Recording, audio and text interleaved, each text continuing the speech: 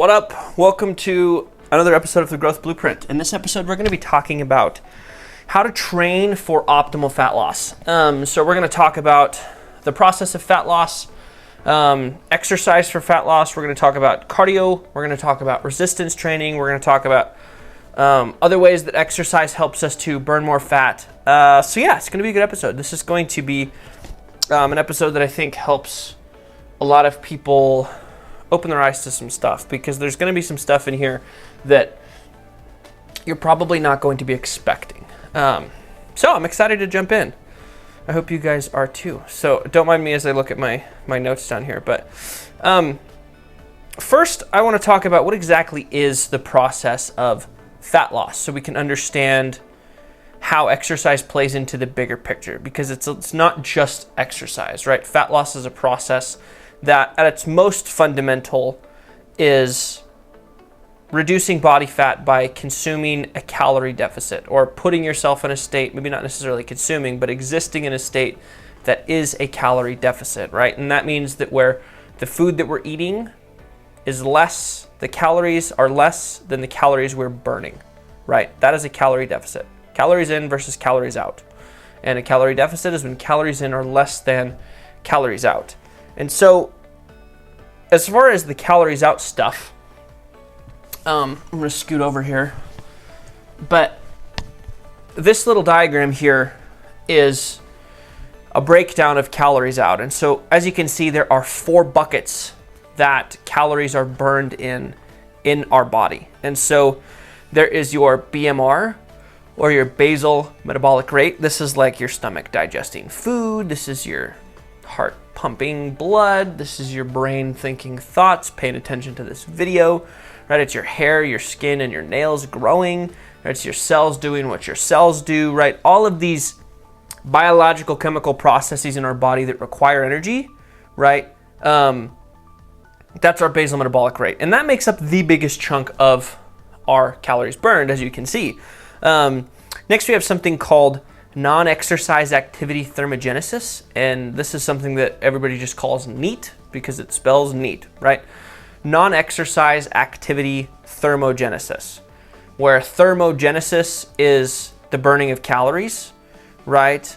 Non-exercise meaning that it is not exercise, right? But it is activity, right? It is movement that burns calories that's not exercise. That's what non-exercise activity thermogenesis is. Now, this is stuff like, I'm moving around while I'm talking and doing this. I'm not like thinking about this, but it's movement that occurs that I'm not consciously aware of that's happening, but that we do every day. And so all of us have non-exercise activity thermogenesis calories that we burn in a day, but you cannot modulate these consciously. You can't say that you're getting your NEAT up by walking. It doesn't work like that. It's the subconscious movement that you're not aware of. So like, if you're standing in line waiting for your coffee and you're shifting your weight back and forth, it's things like that. Things you're not consciously aware of, things you're not thinking of.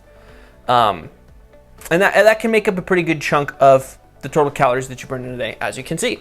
Next, we have something called TEF, or the thermic effect of food. And so just like you aren't able to put crude oil straight out of the ground into your car, it needs to go to a refinery where it's refined and turned into the usable stuff that we need to drive around all day. Food needs to be converted into the usable stuff that our body needs to do what our body does every day. And so this actual process of processing, of refining the foods that we consume so we can use it, takes energy as well. And so that makes up a much smaller portion, but it is still a energy requirement that our body has to deal with every single day. And then at the very top, you see EAT, which is exercise activity thermogenesis. And this is where we consciously decide, I'm going to go do this thing. So you might decide you're going to go for a walk. That falls into exercise activity thermogenesis. You might decide you're going to go to the gym. That's exercise activity thermogenesis, right? It's the decision to move. That's what falls into exercise activity thermogenesis. It's just consciously chosen, decided upon movement. That is what falls into this category. And something that you'll find that I think is rather interesting is that exercise activity thermogenesis is the smallest of all of these, right? It is the category that makes up the least amount of percentage overall of calories burned in a single day. Now, here's where I want to kind of come to the crux of the issue here, okay? And why the title of this podcast episode is a little bit of a misnomer, because the idea of using exercise as a way to burn fat is incorrect. It's the worst way to go about things. Think of it like you have a swimming pool, right? And you're given all of these tools. You have pumps, you have hoses, you have buckets, and somebody hands you a spoon, and you're tasked with emptying the swimming pool. And you go to town with a spoon to try to empty the swimming pool. In the meanwhile, you have a bucket next to you and hoses and pumps all over the place, but nope, you're going to use this spoon. That is what using exercise to try and burn fat is like, right? So I want to get this idea across first so that we can get into why we train and why we exercise and how this can help us burn more fat. But this mindset, this idea of I'm going to exercise myself skinny is like trying to empty the swimming pool with a spoon when you have buckets and pumps and hoses laying around and you're just going at it with a spoon, okay? And to kind of illustrate this, like a tactical example here is like a 30-minute run, which like, I don't know about you, but I'm not much of a runner. And if I went and ran for 30 minutes, like the thought of that, I'm just like, absolutely not. I don't want to do that, right?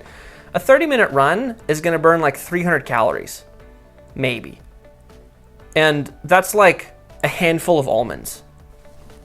Like, I mean, it's just like, it's not, you just can't, and here comes a cliche, right? But you can't outwork a bad diet. It all comes tying back to these scientific principles. And this is where all of this kind of comes from. And this is why I wanted to bring this point up from the get-go. So now I want to talk about like secondary effects of exercise and how that can enhance metabolism and help us burn more calories. So if we remember our TDEE here, it just stands for Total Daily Energy Expenditure. It is this graph is our TDEE, and it is the buckets that we burn calories in throughout the day, right? So our TDEE is composed of those 4 buckets. We have our BMR, our NEAT, our TEF, and our EAT, right? Now, there are a couple different ways that exercise, regular exercise, actually supports these other aspects of our metabolism and can help them burn more calories and work more efficiently. And so as a secondary effect of exercise, right, the primary effect being building muscle tissue, getting in shape, and we're going to talk about those at the end, about what the primary benefits are. But as a secondary benefit of exercise, we're going to bolster some of these things up. And by bolstering those things up, we're going to be able to burn more calories as a secondary effect of exercise. So one of these is that there's 2 big ones as far as basal metabolic rate that exercise is going to help with. And so correct types of exercise, one of them being resistance training. Resistance training is going to cause your body to put on more muscle mass.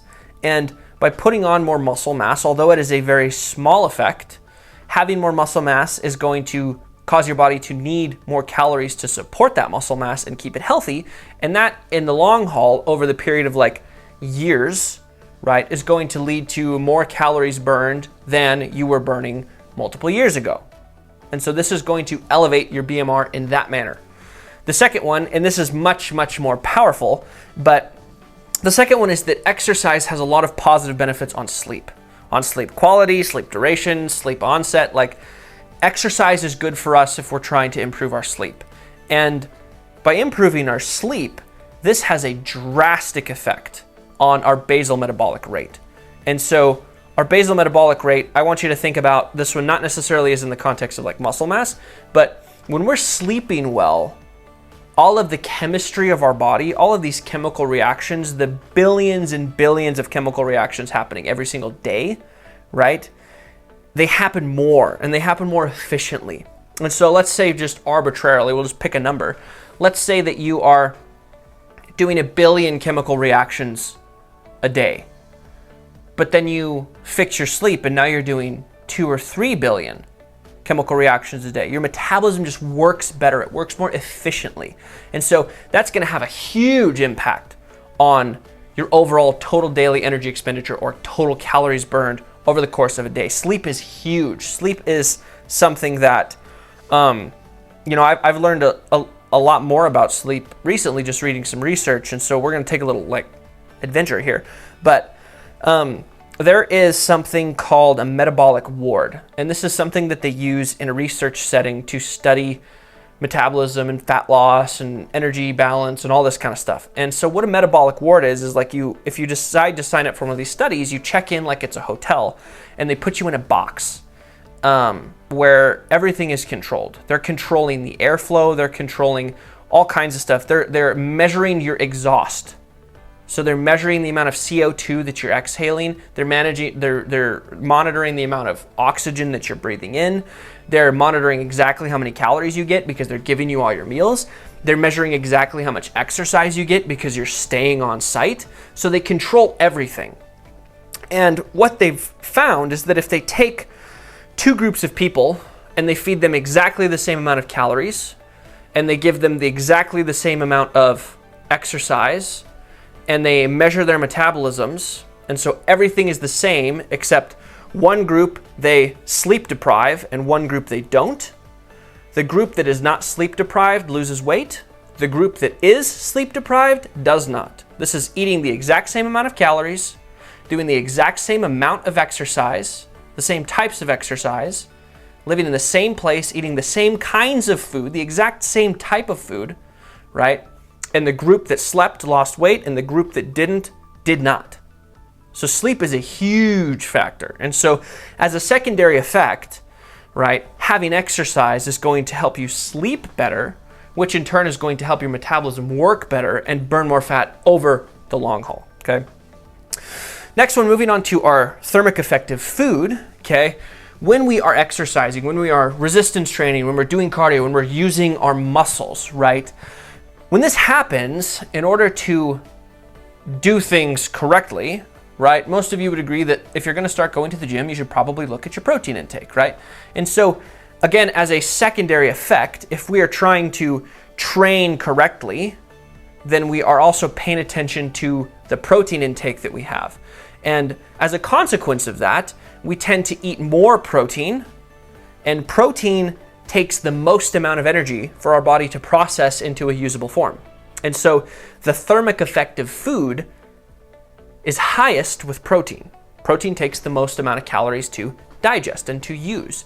Somewhere between 20 to 30% of the energy consumed in the form of protein is required to process it into a usable form. And so as a secondary effect of exercising and training correctly and paying attention to training variables like the diet that we're using when we're training, we tend to eat more protein. And because we eat more protein, the amount of energy we need to spend throughout a day to digest and process our food so that we can use it properly is going to go up. And because it goes up, right, now we have more calories burned in our TDEE as a consequence of exercising correctly. And then finally, we have our non-exercise activity thermogenesis. And so this is a little bit inconclusive, but there have been some studies that have looked at non-exercise activity thermogenesis in the context of exercise and non-exercise. And there have been some studies that have shown a positive effect of going from no exercise to exercising and watching there be a slight increase in non-exercise activity thermogenesis after you begin an exercise program. And there needs to be some more research done on this, because this concept of non-exercise activity thermogenesis is not, I don't want to say new, but it's relatively understudied. And so it's not super conclusive what the data says as far as the impact of exercise on your non-exercise activity thermogenesis, but it's hopeful. And it's enough to say, at least from the other stuff that exercise has shown, that like using exercise and the other secondary benefits coming from exercise as far as BMR, as far as TEF, are probably going to outweigh the benefits to the NEAT anyway. So those are kind of the secondary effects that exercise is actually going to have on elevating our metabolism, helping us burn more calories, right? And it's not a primary effect because, again, if you're looking at it as a primary effect, you're trying to empty the swimming pool with a spoon, right? But if we look at it, the secondary effects, we're able to enhance our ability to burn calories through the other buckets by exercise. So now I want to talk a little bit about the differences between cardiovascular exercise and resistance training. And so broadly speaking, these are the two major categories of exercise, right? You can do something that is hard on your heart and your lungs, and you can do something that is hard on your muscles and your bones. That's basically how you cut this. And all training styles either fall into one or the other or some combination of both, right? So obviously, like if you're running, it's mostly cardiovascular. However, you are using your muscles. And if you haven't ran in a while and you go run, or anybody that hasn't ran in a while and goes and runs, you're gonna be sore, right? You're gonna have muscles that are sore, so obviously we're using our muscles. And so, or like HIIT workouts, right? HIIT, you're gonna be sore and you're gonna be huffing and puffing, right? And so the way to kind of think about this is think about it kind of on a spectrum, right? Where resistance training is in its most pure form, let's call it, right? On the farthest end of the spectrum is something where you're never really elevating your heart rate. You're never really breathing very hard. You're just using your muscles to move weight, and it's not strenuous enough or frequent enough. You're taking enough rest, right, to not impose a cardiovascular burden on your body. And then on the opposite side of that, right, is something where you're basically you're using as little muscle as possible, but you're basically doing something that's elevating your heart rate as much as you can and causing you to aspirate, respire, whatever the word is for that, breathe more frequently, right? And so, again, there's a whole spectrum. Stuff falls all over the place. It doesn't really matter. But for all intents and purposes, we're going to talk about resistance training being stuff that's focused on muscle development, and we're going to talk about cardiovascular training as stuff that's focused on cardiovascular development. So, kind of the big things that we look at as far as primary outcomes for cardiovascular exercise is something called VO2 max. And so your VO2 max is the amount of oxygen that you're able to use at any given point in time. And so you can kind of think about it as your fuel economy, right? Or your ability to extract and use fuel efficiently. And so the more out of shape you are, the worse your VO2 max is. And the more in shape you are, the better your VO2 max is. And VO2 max is a really strong predictor of longevity of life and quality of life, which is why it's one of the primary things measured when you're looking at cardiovascular exercise. And so to skip all of the research jargon, basically the better your VO2 max, the longer you're gonna live, the better you're gonna live. And so that's kind of like what we do cardiovascular exercise for, right? We're not doing it to lose weight because we don't want to be the person with the spoon trying to empty out the pool. We want to do it so that we're the kind of person that lives long and lives well by increasing our VO2 max.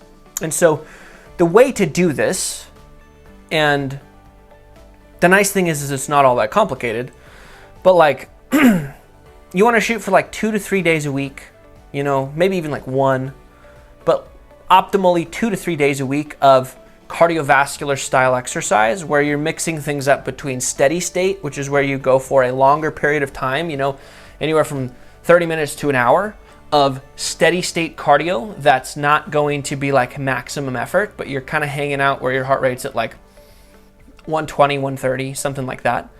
And you also want to throw in some maximum effort cardiovascular training, stuff where you're maybe doing intervals, you know, or where you put that treadmill up and you run as hard as you can for 60 seconds and then you turn it down, or you just jump off of it completely.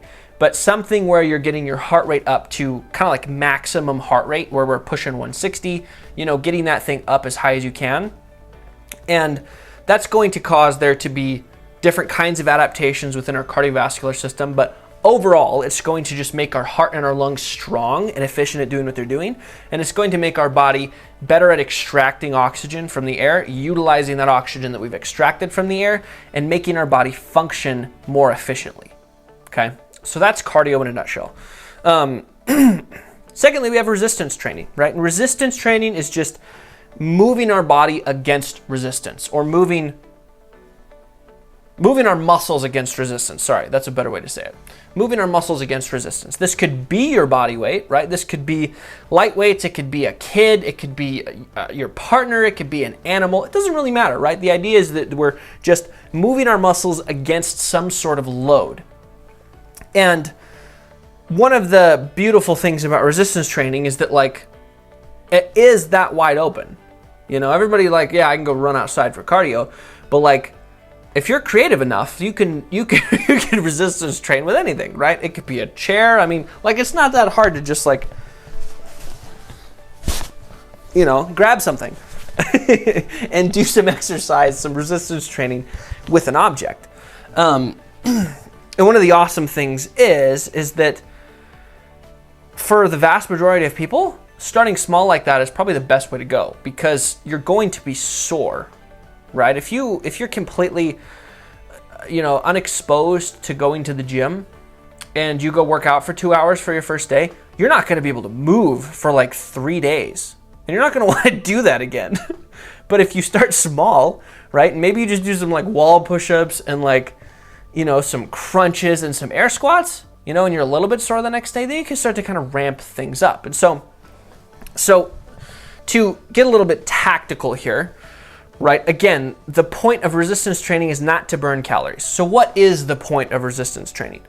So just like there is VO2 max, and VO2 max is a predictor for longevity and quality of life, muscle mass itself is, again, a predictor of quality and longevity of life. And so after, I'm going to butcher the statistics, so don't quote me on it, but after some age, let's just call it 65, the major cause of death for people over whatever that age is because they fell and they broke something and they never recovered. And as a consequence, there was just this downward spiral. Well, what helps with falling and breaking shit? Having strong bones and strong muscles, so you can catch yourself, so you have better balance, right? So you have stronger bones. And so we resistance train not only to just put on tissue and look good, that's the added benefit of it, but from a broader perspective, looking at quality and longevity of life, we resistance train so that we're strong when we're old, so we can continue to wipe our ass well into old age.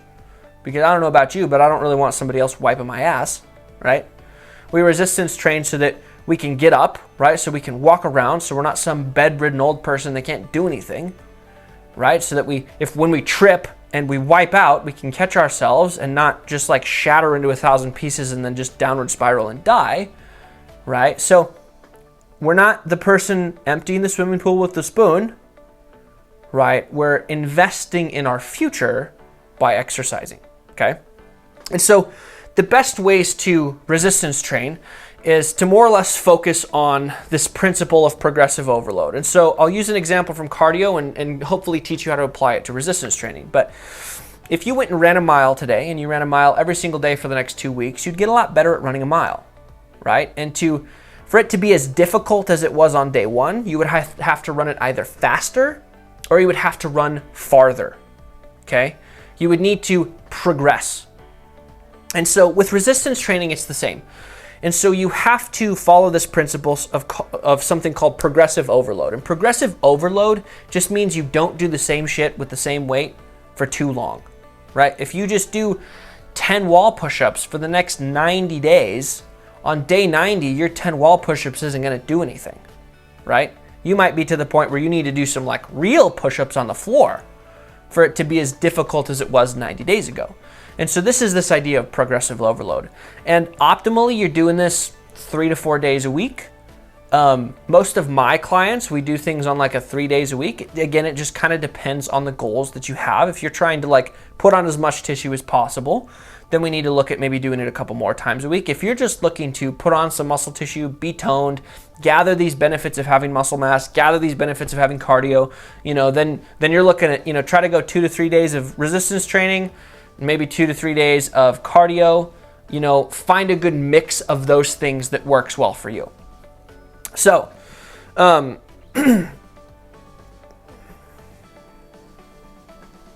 that's what I got. That's the summary. So let's do the summary.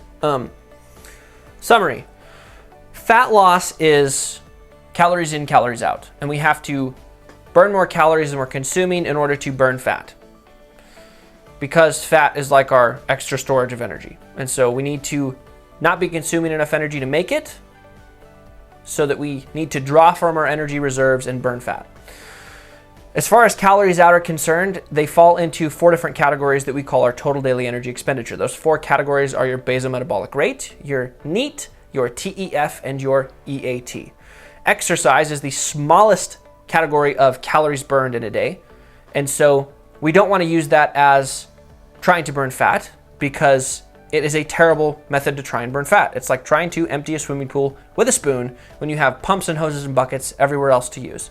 So we exercise for different reasons. We exercise for reasons that help support metabolism in different ways, right? We exercise for supporting longevity, for supporting health.